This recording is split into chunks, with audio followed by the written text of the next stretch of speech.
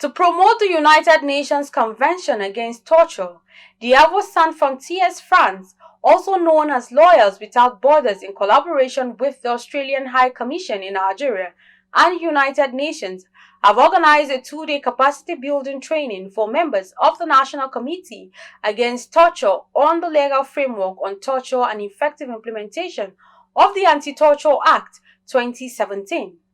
Addressing the media, Country Director of ASF France, Angela Uzoma Ukuchukwu, said the second series of training aims at supporting members of NCAT to ensure effective delivery of their mandate to curb torture in Nigeria. Clever News Imofonokon was there and now tells us more. The country director of Avocat Sans Frontières France, also known as Lawyers Without Borders, Angela Uzoma Ukuchukwu, said since torture is commonly used by law enforcement agencies, engaging with the very security agencies who themselves also have nominations within the committee show that it is not going to be business as usual, as perpetrators of torture will be held accountable.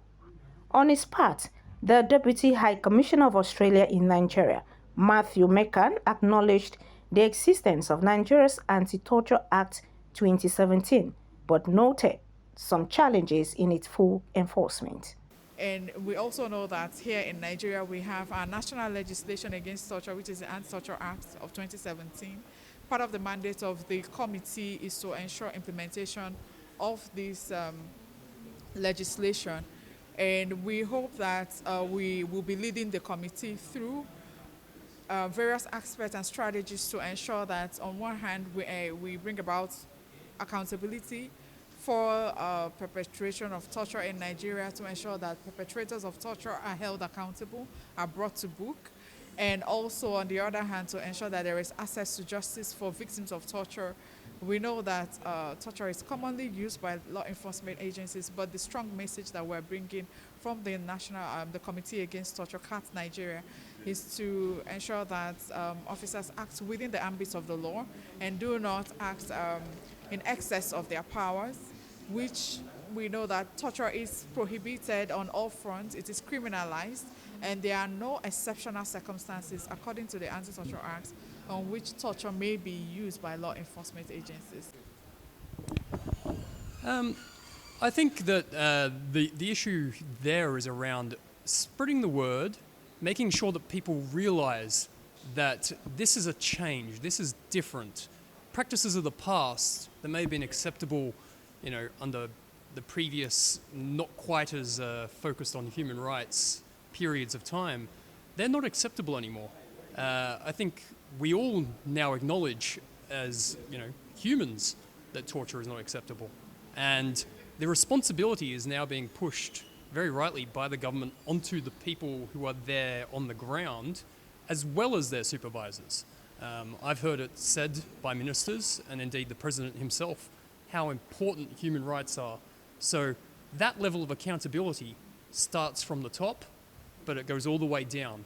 And that's a good change that we have witnessed. And I think this is going to result in real change on the ground, because everyone will be held accountable for their actions.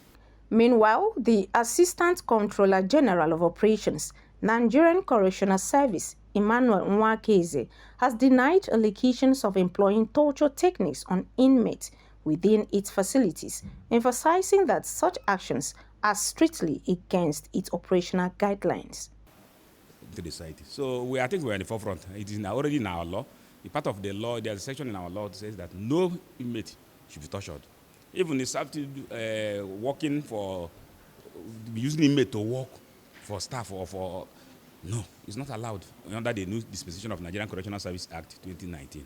Therefore, I think we can raise our head, shoulder. You cannot see torture anywhere in our custody. Honestly, the only problem we may have, maybe there may be congestion of facilities, which we are working assiduously to address. The CGP is very much opposed to any torture, and any torture which is very difficult and very rare this time will be punished. Meanwhile, the Australian High Commission has expressed optimism that with the commitment of the present government to rectify past mistakes and prioritize human rights, torture will be reduced among the security agencies. Imefonokun reporting for Clever News.